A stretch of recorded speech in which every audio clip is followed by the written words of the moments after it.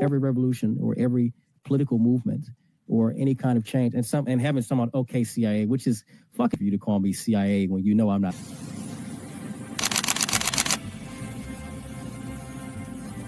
Everything was politicized. It was, oh, this is when we became the left versus the right. But both sides are trash. In COVID,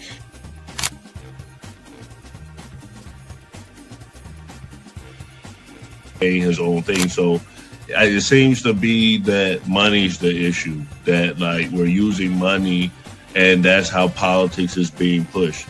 Because now we've seen what someone does when they use their own money, and it doesn't seem to be a solution. So I feel like we take money out of politics, we'll have a much better political system.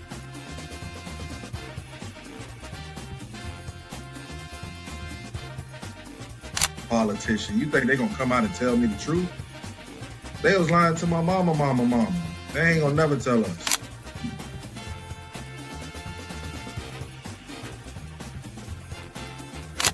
So everybody, we look at certain things just because, oh, this happens in the hood or we see this every day.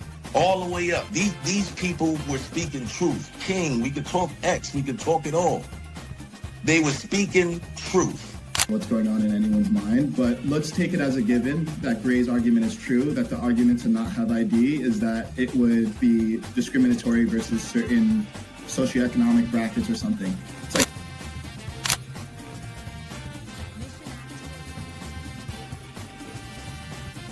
like the world's greatest trial run of what people will do and what people won't do. And we are the only country on the planet that really fought against the government. A lot of it,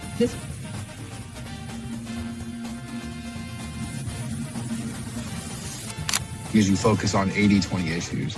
I'm looking at the Epstein issue as we have 80% of the information we need to prosecute these people that actually did anything, but you're focusing on the 20% trying to take down Donald Trump, which you're never going to get. So I'm going to keep sitting here with a smug-ass face on every single day. I'll explain. Good question. I'll give you the answer. The Republican Party constantly talks about transgenders and transgender surgery to minors.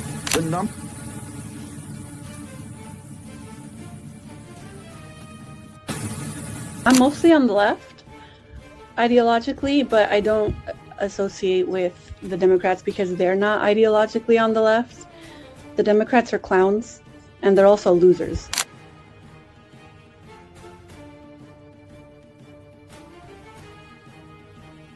About to be any engaging conversation. It's not about to be any discourse about different political ideologies, what works and what doesn't. If that is the outcome, right?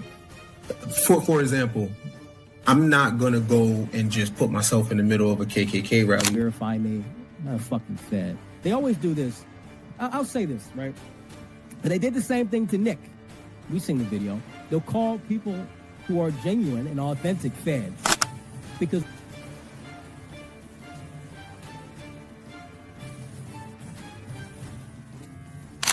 the interesting thing to me is that the ones that claim that they believe the Constitution are now trampling the Constitution. The ones that said they believed in the First Amendment, the freedom of speech, right, are now going against the freedom of leadership perspective. They don't have no plan. They don't ever talk about nothing positive about the Democrat Party. Everything is just anti-Trump. They're not willing to have a conversation. They call us fascists. We willing to have a conversation. Charlie Kirk's willing to have a conversation. Disclaimer. The views and opinions expressed on this panel show are those of the individual speakers and do not necessarily reflect the views or positions of this channel, its affiliates, sponsors, or production team. This content is intended for informational and entertainment purposes only. Viewer discretion is advised. We encourage respectful dialogue and critical thinking around the topics discussed. Party. Why I like the new party? Number one, it's a group of people that's on a panel. We all have differences, but we all basically still come together at the end of the day. The new party for me is about unity. The new party for me is about educating people to the truth, letting people know what's been going on in our country. With that being said, shout out to the new party, man. We're going to keep it going with y'all.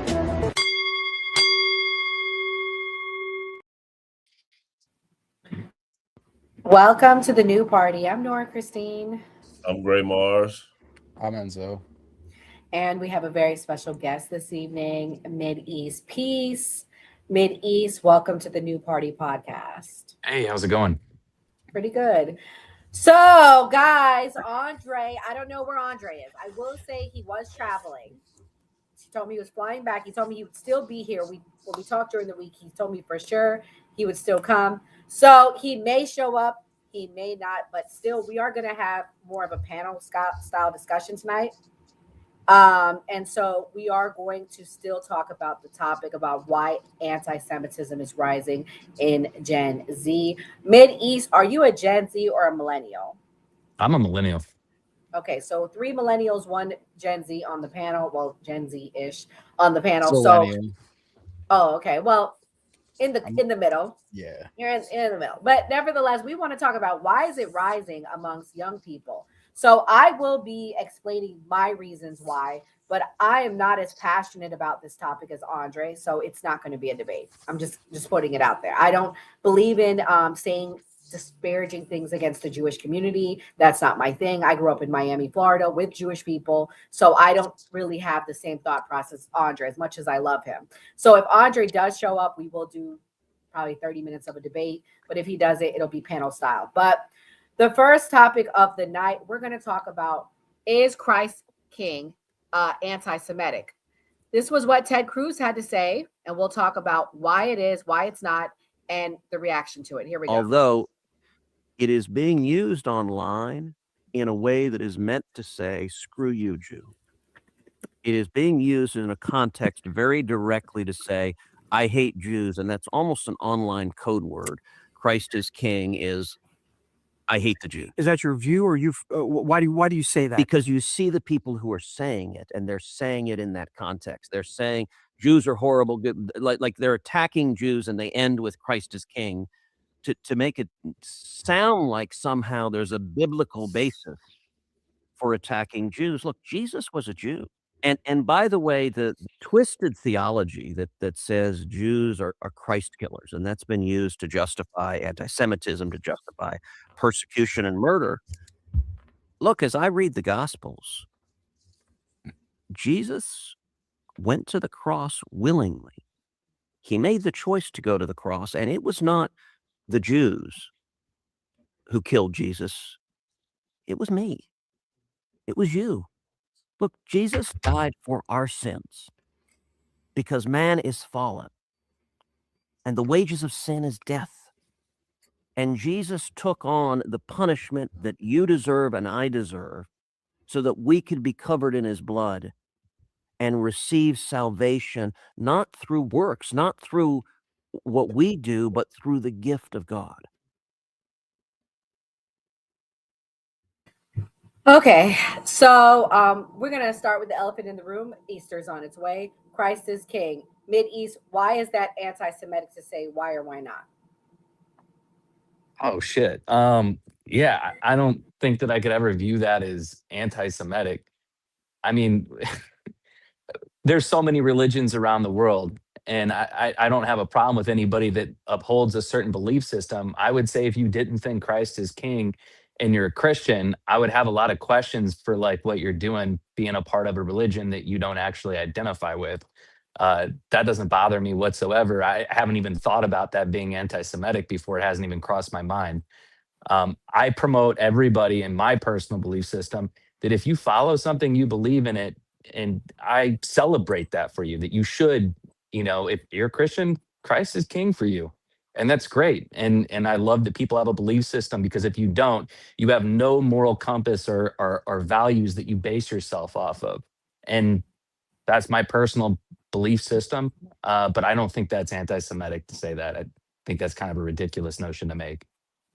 Enzo, what do you think? Is it anti-Semitic to you, and why or why not?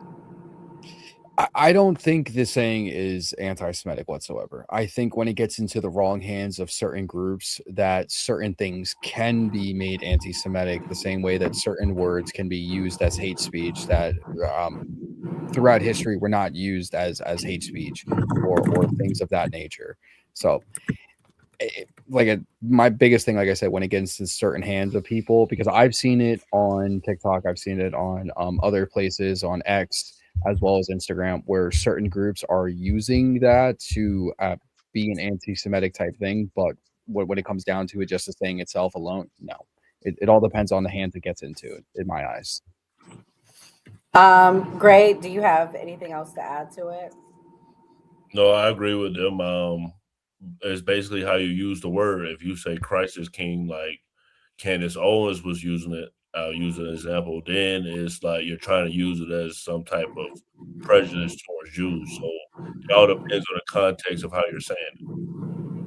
I agree, because like when Candace said it, she had just left the Daily Wire. It was like left Daily Wire 1 week later, Christ is king. But for those watching, as a Christian, I want to give a biblical reference. John 18:37 says, "You say that I'm a king. For this purpose I was born, and for this purpose I've come into this world, to bear witness to the truth." So for me, Christ is king. So yeah, that was a good discussion on it. MidEast, are you Jewish? Yes. Okay, thank you. The reason why I say that is I think this is a powerful discussion tonight, because hearing you say you didn't think it was anti-Semitic shows that it's how it's being used, correct? Like, as somebody who's Jewish, if it's being used against you, obviously in an offensive way, then it is offensive at that point. I don't know. Like, I think that's what these people are trying to do. And I look at somebody like a Candace Owens, like a Nick Fuentes, as a demon. I view them as somebody that's out there that is trying to do the devil's work, in my opinion. Going out there trying to sow division in crowds. I think there's a lot of hyperbolic people that are out there in the world that are trying to do that and mislead people. And they want the response from the Jewish community to be that they feel like that is anti-Semitic. And something that I think, Enzo, you've probably heard me say 1,000 times, is that there is a point when the antidote becomes the poison. If you tone police people too much, if you give them too much energy or lip service in response to something that is clearly meant to trigger, then you're giving a negative connotation to something that should be so important to people that are Christian. And to me, I when I hear somebody say, "Okay, great, Christ is your king," that's amazing. Can we move on? That's the way I look at it. I hear Candace Owens say that kind of stuff, and it's like, great. Maybe you need to find Jesus a little bit more. But that's just me. Yeah, and this is a good segue into the next topic. I hate to keep playing Ted Cruz, but he is trending right now. This is what he had to say at an event last week, and he got booed off the stage. Let's hear what he had to say. Respectful dialogue.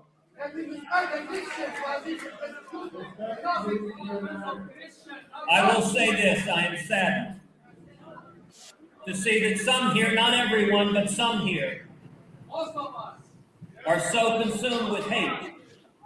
You cannot address your brother. I will say this. You speak for yourself. If you will not stand with Israel and the Jews, no, then I will not stand with you. Thank you, and God bless you. So my question is this: when does criticism of Israel become anti-Semitic? Is it always? Should we never criticize Israel? Or what's your thoughts? Enzo, I'll let you respond first this time. So I think it's completely fair to criticize the government of Israel. I think it's completely fine to criticize the policies of Israel, certain things that they're doing to question certain things with the Israeli state. That's completely fine. When it crosses the line of saying that every Jew is the problem for Israel, that's when it gets murky. It's a fine line in my eyes that has just been progressively just getting worse and worse and worse and worse with the rise of Candace Owens, with the rise of Nick Fuentes, with these people that are not criticizing the government of Israel. They're just criticizing anybody for their Jewish faith at this point that have nothing to do with anything that is going on there. We've seen this for years. People before the rise of the Nick Fuentes and the Candace Owens and these type of people, there was criticism of the Israeli state. And that's completely fine. We have criticisms of the United States. Doesn't mean that we're anti-American. No, people criticize America all the time. That's perfectly fine. They should be able to criticize the Israeli state for whatever reasons they want, but not cross that line where it's straight up anti-Semitism for anybody that's just Jewish. It's like I said, it's a fine line that's just getting amplified by certain bad actors nowadays. Gray, can we criticize Israel without being anti-Semitic? Is it anti-Semitic when we do? Yeah, of course, we can criticize anyone without being prejudiced or stereotypical. I think in today's world, like now after Trump came in, is known that people criticize people and people are very direct, very vulgar, say wild things. So that's brand new. It's no longer like just being polite. Now it's like with social media and everything like that, people say whatever they want. I'm sorry, I'm laughing. Andre, where you at? They looking for you.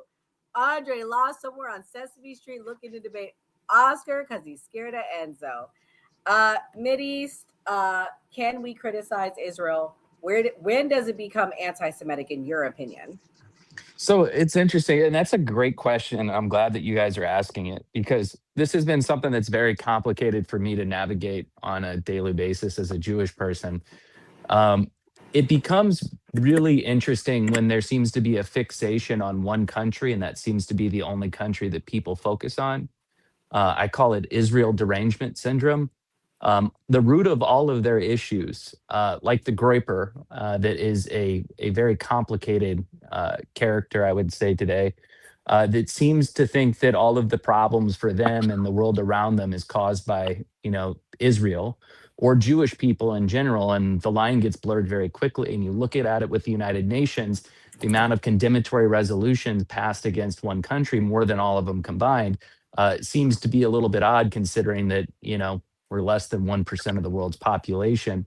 And when you look at it in an even finer lens, it's even half of that population, that less than 1% that makes up the Jewish population inside of Israel. And they all seem to forget about all of the other minorities and religious groups within that country. And it becomes interesting because you see people that will go out and protest because they disagree with the government of Israel. But for whatever reason, they decide to do those protests in front of Jewish places of worship.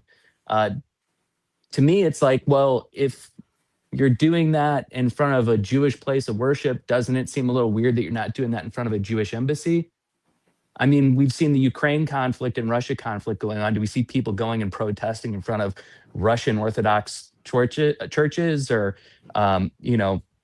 harassing Ukrainian people here in the United States and protesting in front of their communities or places of worship? We don't see that happening. And for me, I think it's a very complicated line to toe. But I don't see it. You can question the government of Israel. You can have a problem with that. But if you can't recognize the fact that there's, Palestinians that have been on the Knesset, right, or Arabs or Muslims, and prosecuted a prime minister in that country that have all the same rights and freedoms as everybody else, and you seem to make it about Jewish people, that's kind of like the line. And that's it's complicated to lay out. I hope I did a good job of explaining it, but yeah, you did a good job. Well, I mean, that's a very good point. You've been doing a good job of opening my eyes to a lot of things tonight, like hearing your point of view. So thank you for coming and being brave enough to show your face on camera and talk. I know it's a little different than TikTok world. I go on camera all the time on TikTok. Oh, okay. Well, some people they don't want to be on camera. Hilarious on TikTok. Okay, so the next topic that we're going to discuss is Holocaust history. With this new rise of anti-Semitism and noticing and questioning or whatever these people call it, they've been saying that the Holocaust didn't happen the way it said it did. So is the teaching of the Holocaust becoming less effective for younger generations?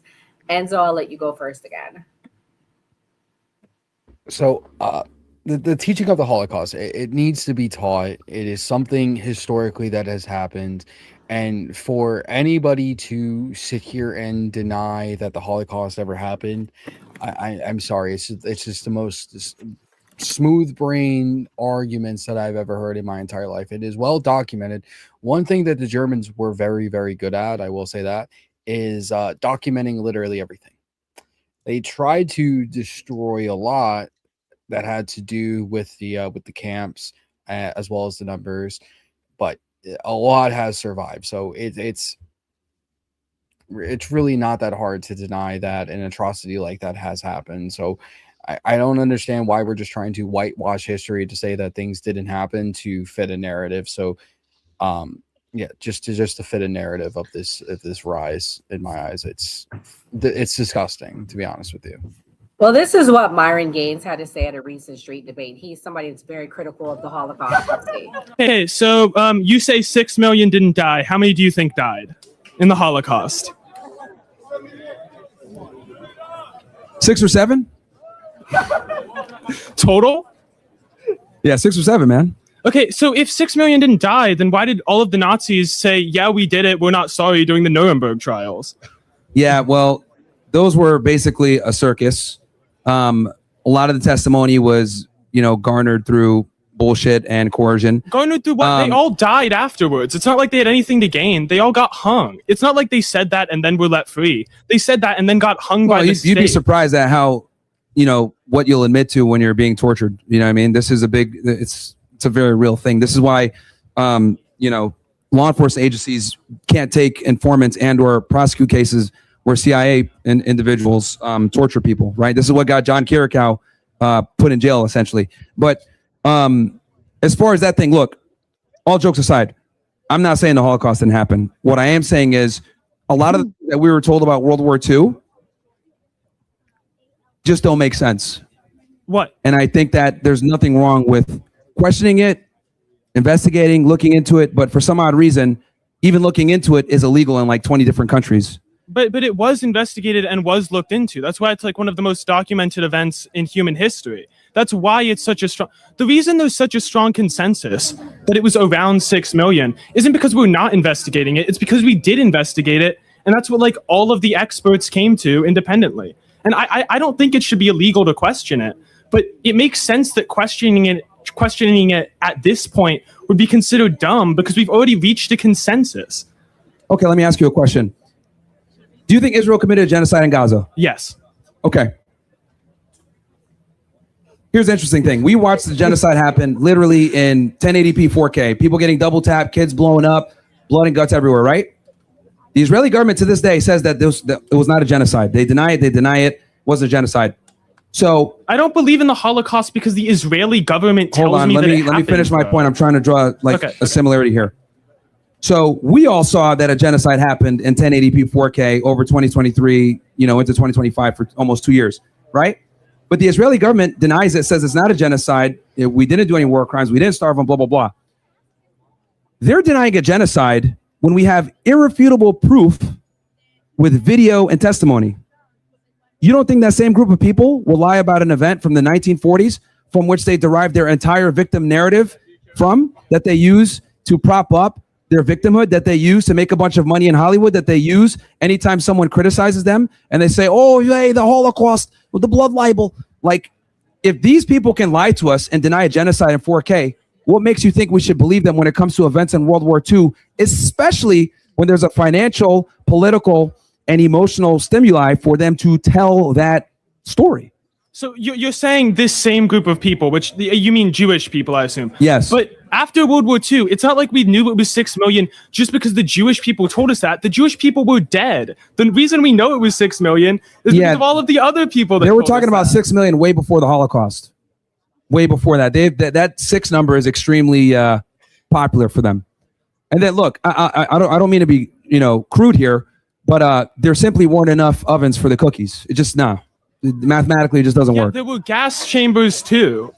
You're acting like there were, first of all, not to be crude, but there were gas chambers. There were Jewish people that were shot in Auschwitz. They didn't even use ovens. There wasn't a crematorium in Auschwitz. They just shot them. Yeah, but that's what they claim. They got gassed and ovens and everything else like that, and the math just doesn't add up. And also, gassing someone, gassing 6 million people is a my bad. That's a number one. That's a counterproductive, costly, and stupid way to kill someone, or to do a mass extermination. That doesn't make sense. When you look at the camps, a lot of them didn't have remnants of the gas that they're talking about. A lot of it was Zyklon B, which was used to delouse. A lot of people died from typhus, not necessarily from being systematically killed. Like, there's just, I'll tell you this, because obviously this topic is very controversial, and obviously we're on fucking YouTube. So I'll say this: look up the case of Ernest Zundel. Okay, he went ahead and was passing out pamphlets on the Holocaust and questioning the official narrative. They arrested him for it, and what ended up happening was he went to trial, and he brought in a bunch of different expert witnesses to defend his case, and that ended up showing a lot of the holes and inconsistencies with the official Holocaust narrative. They brought some of these survivors in, and a lot of them came in and said, "Oh yeah, I was selling a book. I was just using my imagination." So I question everything that comes from that side, because they've lied so much. Here's another one. Do you remember when Israel said that they were burning babies and beheading babies after October 7th? I believe that it happened. You believe that happened? No, I believe that they said that. Oh, you believe that? Do you believe it now? No, I believe that they said that. I'm not saying I believe that it happened. Yeah, but you want to know the crazy part? That's not true. Yeah, So a guy named Yossi Landau, look him up, from the ZAC organization and these other organizations that they're the first responders when anytime something in Israel happens, because obviously there's Jewish religious rights to preserving the body and burying it as quickly as possible. He made all of it up and he admitted it. Yeah, but that was hold on. Hold on. Years after the Holocaust. That's a different event. This is my point. I'm trying to establish to you that they have no problem lying to perpetuate their victimhood. He went ahead and said, "Oh, there was 40 beheaded babies. We saw babies in ovens. We saw a woman with a baby cut out of her stomach." Here's the key: those lies were used to push for an aggressive military front against Gaza, because by the time the truth actually came out, it was too late, and they already had boots on the ground and they were bombing the fuck out of Gaza. Okay. So those lies were directly used to conduct a genocide. So my thing is this: if they could lie about if they could lie to us about a genocide that occurred in front of all of us in 1080p at 4K, if they could lie to us about 40 beheaded babies in 1080p, you don't think they would lie about an event in World War II when there were no cameras?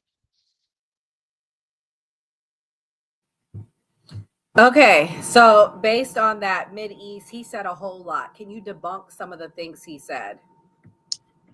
Yeah, sure. It's really easy to debunk the shit that he says. Oh, wow. Well, for starters, I would just say that I'm a German Italian Jew living here in the United States. I would just love to know, did my family members that perished in the Holocaust, were they the majority of them? It was just those ones, the 6 or 7 of them that perished, they make up that whole number of 6 to 7. I think it's really interesting when you look back at it and you get in the mindset. And that's why I said it's a curious individual, right? Like the Groyper is, or somebody that has a mindset like him. I find it really interesting. You can go to a Holocaust museum, you can see all the shoes, you can see the explanations. I would love for this individual to maybe go there. Maybe all of us Jewish people that have experience with it, we're all just lying. We're just these evil, conniving Jews that are meddling and everything. You can go have some conversations with people. There's still people that are alive that lived through it. We had one that survived it, had gasoline thrown on her in Colorado for, marching for the protesters. As far as the beheaded babies that they were talking about, there's actually a French journalist that said it. And the government actually of Israel came out and corrected that relatively quickly. As far as the babies that were burned in oven, there were some instances of it happening, but this is the same individual that said that sexual assault on women on October 7th didn't happen. And the UN has finally came out and quietly admitted that it did happen. And you guys can find that on the UN's website if you'd like to go look at it. But I find it really interesting that somehow we've come together in our Jew hive mind mentality, and we just use, the same devices, like our, aluminum laced yarmulkes that are connected using Wi-Fi signals to beam information to one another and say, hey, guys, we're going to lie about this particular event. Yoni, Markowitz, Jacob, we need you to go out there, okay? And we need you to come up with family members all around the same time period that unalived, and maybe you can falsify their records. Hey, maybe even you can go into to Bubby's nursing home and Zadie's nursing home, and you can just tattoo a couple of numbers on their wrist. That would be fantastic. Maybe we can just ignore the fact that we had, I don't know, gas chambers at Auschwitz and the cow. We could just forget all of the historical evidence and facts there, but we definitely, inflated those numbers so we can garner sympathy, so we can form or control the world. I will tell you, I have met Holocaust survivors, personally. So it's why, and I saw the numbers and it's real. All of that's real. The tattoos, I don't know the formal name, so please excuse me. I just know the tattoos that they had, the identification number. And so for me to hear it now, I think it's scary for people to say that it's not true. It's not real when I saw it with my own eyes. Gray, have you met any Holocaust survivors? A lot of them live here in Florida. No, I haven't. But yeah, just living in Florida, there is many here. In Miami, I went to the Holocaust Museum. We had a lunch. I got to meet Eli. What's his name? The one that wrote the book, Eli W. I don't want to say his name wrong, but I got to meet him. So it was a really good experience in high school. So I can never say, if someone brings it up to me, I'm like, well, I met the people, so I don't know what you're talking about. But moving on to the next topic. Gray, do you want to do yours first? I have one more, or you can go next. It's okay. Yeah, because this just went viral, so I want to get you guys' response on this, because Tucker Carlson says that the CIA has been tracking him. So the other day I found out that the CIA is preparing some kind of criminal referral against me, a crime report to the Department of Justice on the basis of a supposed crime I committed. What's that crime? Well, talking to people in Iran before the war. They read my texts. So the crime under consideration apparently would be the Foreign Agent Act or something like that, acting as an agent of a foreign power. And I don't expect this to go anywhere.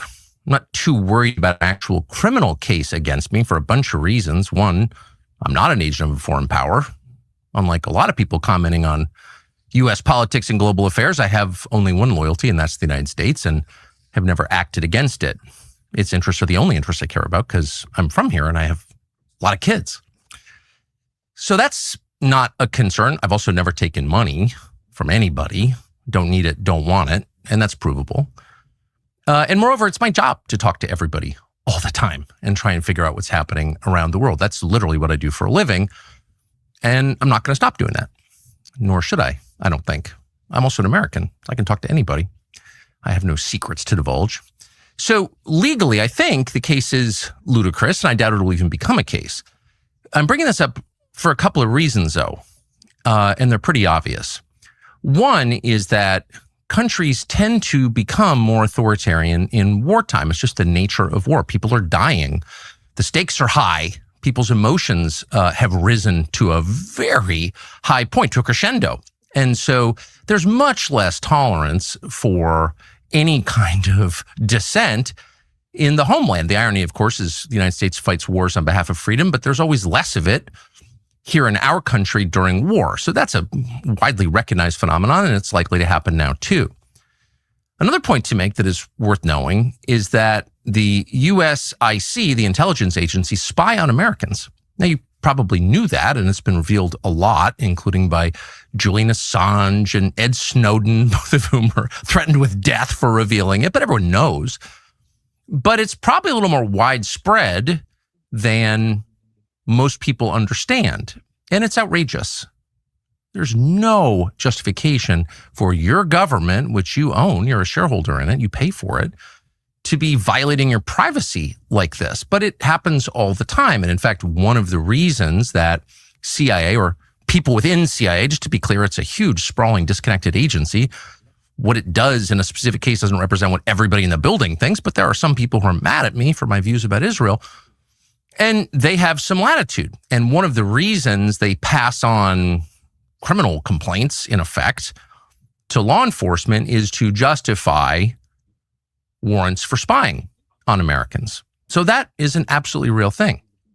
But the main reason they do it is to leak the existence of the investigation, such as it is, to the media, and then humiliate and terrify the subjects of this op. And that's, of course, happened to me repeatedly, many times, including in famously 2021 when I was still at Fox News and trying to set up an interview with Vladimir Putin. And the NSA, I heard from someone there, had grabbed my text messages with an American citizen and had leaked them to news outlets. Those texts were basically my attempts to set up an interview with the foreign head of state, and they leaked them to the New York Times in order to stop the interview, which they successfully did, by the way. And they admitted that they were spying on me. This is not a fantasy. It actually happened.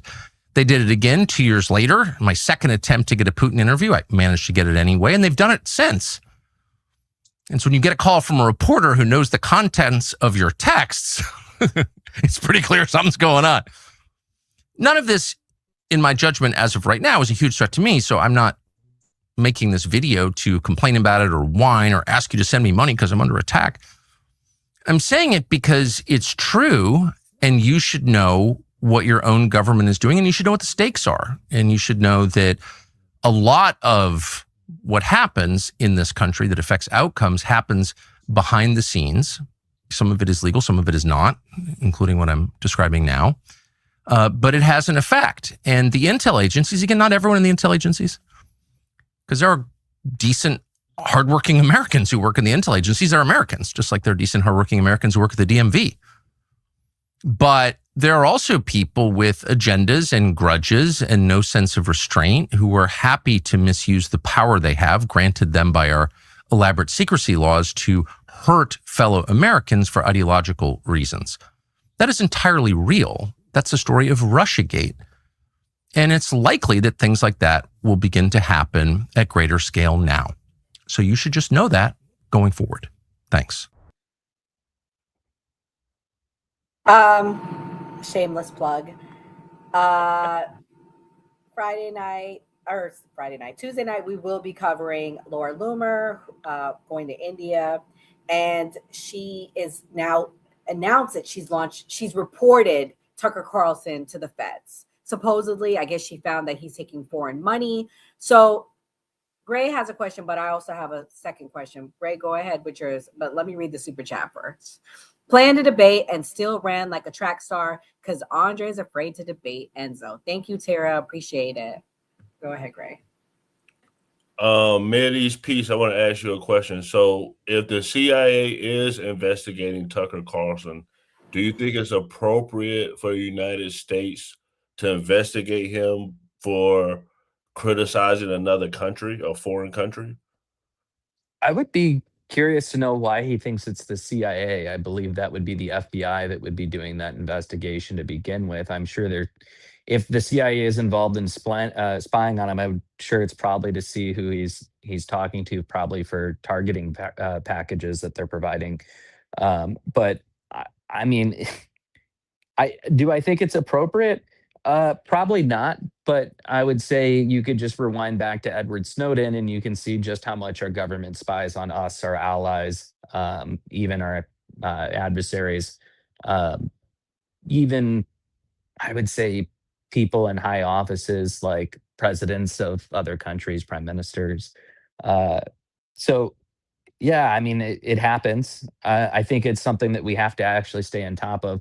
But when somebody's going around and they're having a conversation with a foreign leader, especially somebody like Putin, or in the case of Iran, the prime minister or president, I would say that's probably something that they're going to want to pay attention to begin with.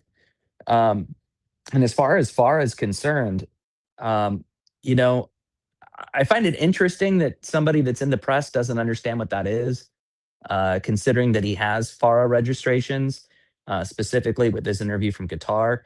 And as far as the comment that he made regarding, well, it's true and definitely happened, he made the same comment about Israelis that got arrested in Qatar for planting bombs.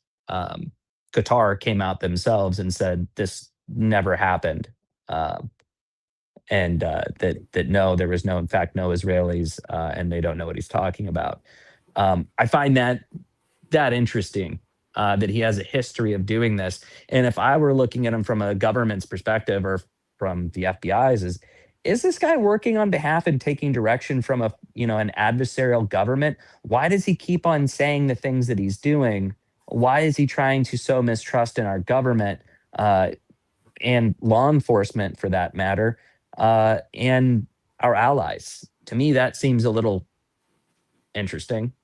So my question is this: is it okay to take money from Israel then? Because this is a good question. I'm not going to ask you this question. Oh yeah, sure. Getting your finance. So why is it okay to take money from Israel but not Iran? Because that seems like a double, or not even Iran, Qatar. That seems like a double standard. Qatar is an ally of ours right now. Qatar is working with us. Qatar has been pumping money into our economy. So has Saudi Arabia. Why is it a problem to take from them but not Israel? Well, so has I would say Israel is I would say pumped money into our economy, but there are, again, FARA registrations that you have to do when you're a journalist. I don't have an issue with anybody taking that, but when you're taking those and taking direction to manipulate the American public, that would be an issue. And I'm assuming that your comments are kind of referencing APAC. I mean, not just that though. I mean, APAC, what they do, from my understanding, is they organize these influencer trips. They go, they take them there, they show them what they want to show them, and that's fine. But then these influencers come back. I've seen Xavier do it. He came back, he showed all this thing. He was like, well, look at this. There's so much food for Gaza.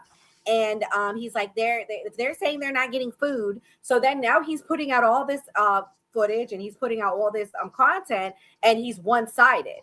So I'm going to be honest with you. I don't think anyone should be taking foreign money from any country. I don't care if it's Israel. I agree 100%. Iran, Yeah. Qatar, it's all wrong. Oh, no, 100%. I agree with you. I would just remind you, though, that APAC is Americans that are actually lobbying for more relations or continued relations with Israel. That's not an Israel PAC. It is Americans for Israel Political Alliance Coalition or whatever. I'm sorry, long day. I got a 9-month-old who's teething, so I have not been sleeping. But I would just remind you that is Americans that are lobbying for that within their own government, not taking direction from foreign governments.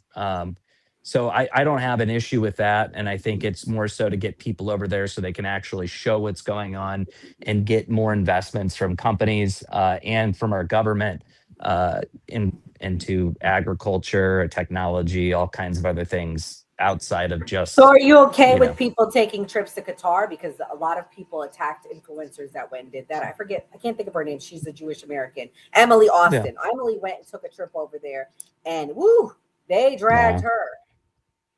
I don't. I think if you come back and it's very clear that you have ill intentions, I would say that would be bad. Like if you're consistently caught lying and it's information that you're spreading from where you're going, that would be something that I would find troubling.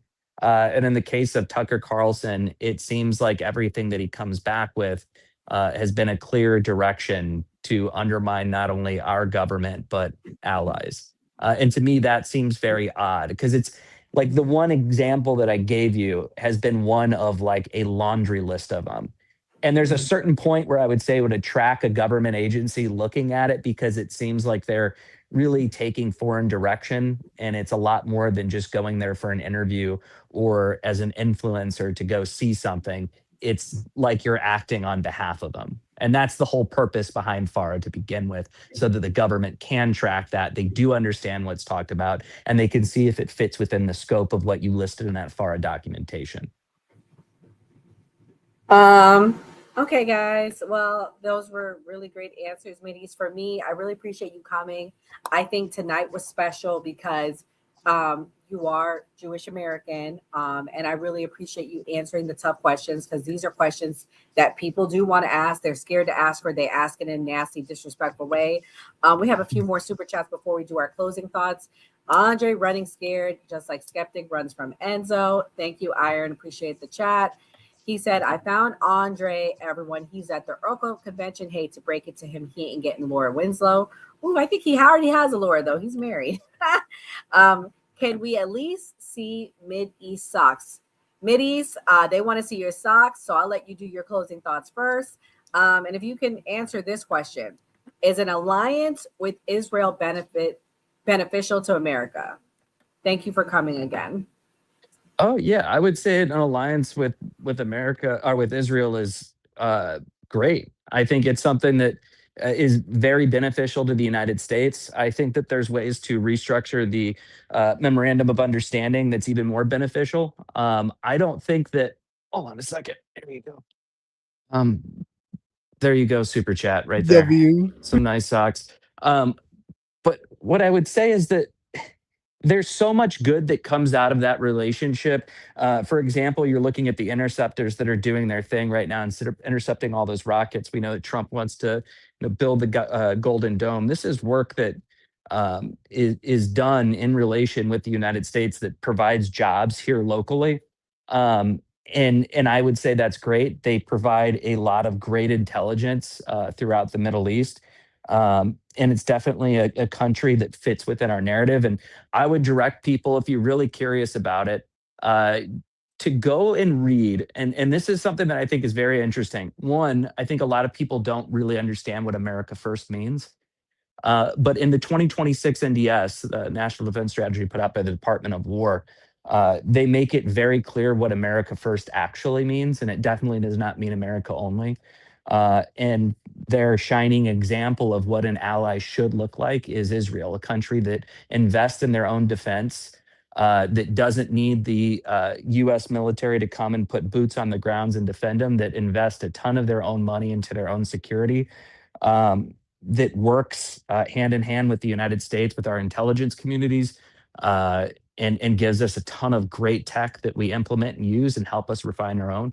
I'd say it's a great alliance. And outside of that, just the contributions that they make to agriculture, to creating water, to really and look into. I would ask the Americans to look into some of the things that they do outside of the military, and how it's beneficial to the United States. Hope that helps answer your question. No, that was a great answer, MidEast. Is there anything else you want to add in your closing thoughts? I would say this. My big closing thought is that when it comes to political mobilization, which is what you've seen from having a smartphone and social media apps, and where most Americans are getting their news now from, are not your typical mainstream sources. A lot of it's coming from social media. It gives every clown, with a phone and a camera, the ability to go out and put out content. And it really requires people to dig in and look at primary sources to hold these people accountable for what they're saying. That's how you get people like the track star from this evening putting out the content that he does. Not to talk ill of somebody that's not here. Would love to debate him at some point.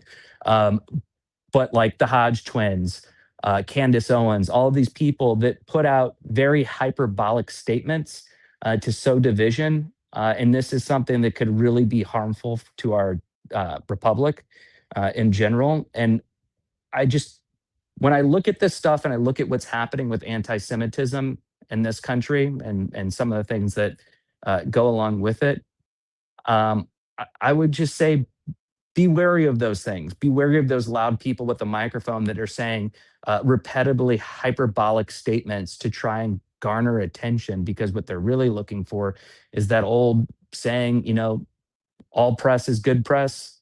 The bad press, the stuff that gets you out there that really offends people, seems to get the most traction these days. So when it comes to that, I would make sure that everybody does a lot of research into what they're saying. MidEast, is Sunday's a good time for you, because I do want to reset this up. I honestly think Andre had something going on unexpectedly. He was traveling from LA. Could have been because he hasn't posted anything in 2 days, which is not like him. Yeah. I would love to. Okay, thank you. Because I really think it's important that he actually has a Jewish American that he's speaking to on the things that he says. I think that that would be very powerful. So I appreciate you coming and being a good sport on it. No, 100%. Thank you for having me. Thank you so much. Enzo, what's your closing thoughts? So my closing thoughts were this was fun. MidEast, thank you for showing up as always. You're the GOAT. Unfortunately, Andre didn't show, so we didn't really get the debate that we wanted. I think it's very, very important that things like this need to be talked about more and need to be pointed out. Um, the problem is we have certain people in the media that are being paid to push certain narratives about certain things that are out there. It's on both sides of the fence. I'm not going to say it's one side and it's not the other. 100% is both. With the rise of anti-Semitism because of Nick Fuentes as well as certain other people out there, it's to the point where it's not even worth saying anything combating these people anymore. You just pay them no mind. Once you pay them no mind, they just fade into obscurity. That's what we should be doing instead of arguing with them, because arguing with them gives them a platform, and by reposting their videos gives them a platform. People just need to pay it no mind at this point. There's one thing, like I said before, about criticizing the government and then criticizing the people that have nothing to do with any of this. That's completely fine. Like I said, for years, people criticize the government of Israel. Hell, there's Israelis that probably criticize the government of Israel, just like there's Americans that criticize the government in America. That's never going to change. That's healthy. You should criticize your government in healthy ways and voice your frustrations in healthy ways. But like I said, when it crosses that line where you're denying the Holocaust, you're going after any person that is just because of the Jewish faith, that's when it becomes toxic. That's when it becomes a terrible thing. And we should, that unfortunately, because we have freedom of speech, and fortunately, because we have freedom of speech also, things like that are allowed to be said, but you just need to know when to or how to combat that in healthy ways to stop the narrative and stop letting the narrative that people spew keep furthering. With that being said, I'm happy to be here, and if we set it back up, trust me, I'll be here too, because I would love to have any type of debate with Andre about anything, to be honest with you. So, Andre, show up next time. Don't run. Thank you, Enzo, for coming. Thank you again, MidEastPeace. Gray, what's your closing thoughts? Mitty, thank you for coming. And if you're watching right now, hit that subscribe button and press that notification bell.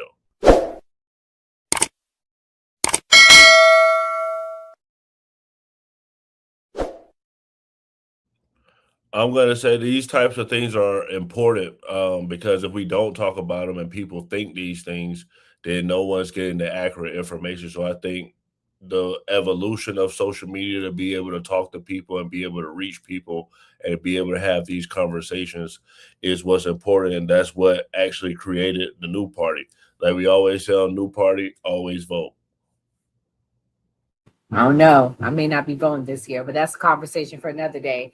All right, guys. So for me, America first doesn't mean hating other nations or people. I don't know who needs to hear this, but we are great off of our diversity, okay? As Christians, we're called to love our neighbor and pray for all people, but it does not mean that the leaders of the United States should put the interest, safety, and well-being of other citizens before American citizens first. Christians believe in order, responsibility, and stewardship, and just as a father is responsible for his household first, a government is responsible for its own citizens. When we say America first, we're saying that our loyalty should not be divided by foreign interests, foreign conflicts, or foreign influence. Scripture teaches that nations exist, borders exist, and leaders are accountable for the people they govern. But with that being said, let's lead with love and not hatred in our hearts. Shout out to MidEastPeace for coming. Thank you so much. It's very important to hear from our Jewish brothers and sisters. So I love that he came. God bless, guys. Come back Monday through Thursday next week. We will be discussing a lot of the topics, probably a lot of Iran. We have the Reverend coming tomorrow, Reverend Jordan Wells. He will be speaking as he is a proud Christian Zionist. So he will be giving us his take tomorrow.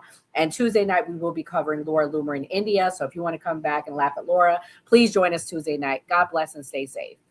Before we wrap, I want to take a quick moment to talk about how you can support the new party. We are an independent media platform. No corporate backers, no political handlers, just a collection of voices representing all American viewpoints, especially the stories they don't want you talking about.